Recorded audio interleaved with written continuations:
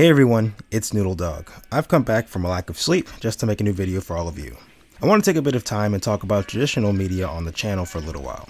I usually talk about digital stuff here, and while I try to share my techniques, you can mostly replicate them on both platforms. It's easier and more affordable to start on the traditional end of art in general. That's not a bad thing though. Traditional art is very modular, and unlike a computer, you can always carry around a pencil bag and some paper when a stroke of genius hits you.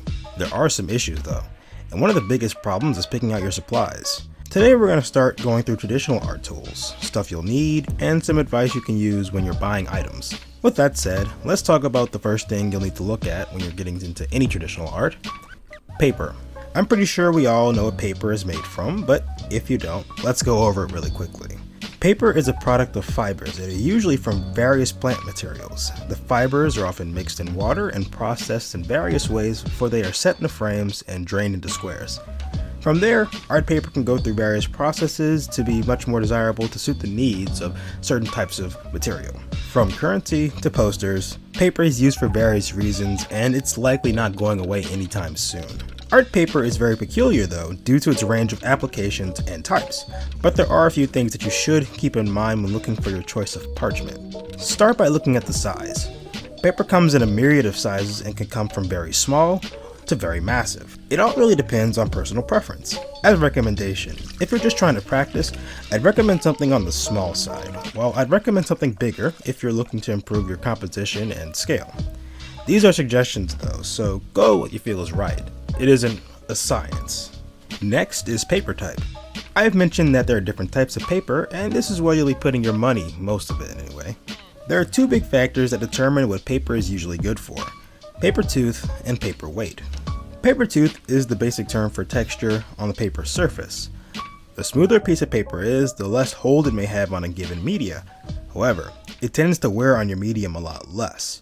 Rougher paper tends to hold media a lot better, but it'll do the opposite and wear on your media a lot more, requiring you to use more of it.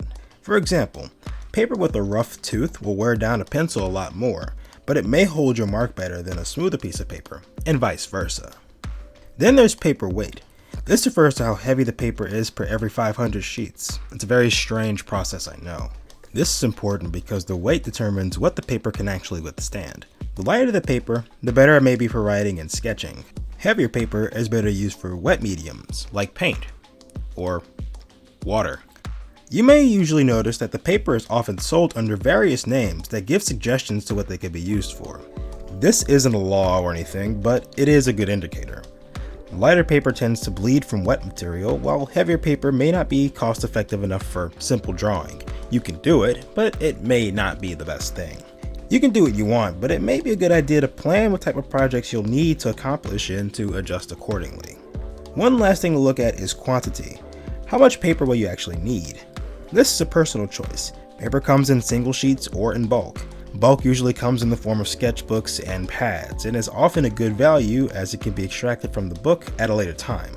You could buy a large sheet and cut it into measured pieces, but it would be easier just to buy what you need from an easy to remove sketchbook for storage purposes. The larger the paper is, the more you'll likely pay, and the same goes for the weight of the paper. Most sketchbooks and single sheet paper have indicators on their being to tell you what paper might be good for you. It will also have the weight or other important things to note on any displays nearby or any labeling it may have. If you're going to be drawing and just drawing, you don't have to buy anything crazy. A simple sketchbook will do at a decent price. Just make sure the paper is acid free. This ups the storage life of the paper. Anything archival is a little bit unnecessary, but you can do that as well. So, that's paper. The only thing you should worry about now is where to buy paper.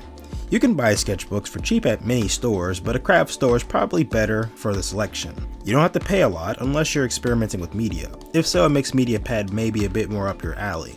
If you want a really good range though, try finding a local art store and ask the staff if they can help you out. Most of the staff should be able to help you find something you need at a good price too. This is where you'll also be able to buy things like large single sheets. Just remember that this could run pretty high for getting high quality material. So go with the budget and you should be just fine.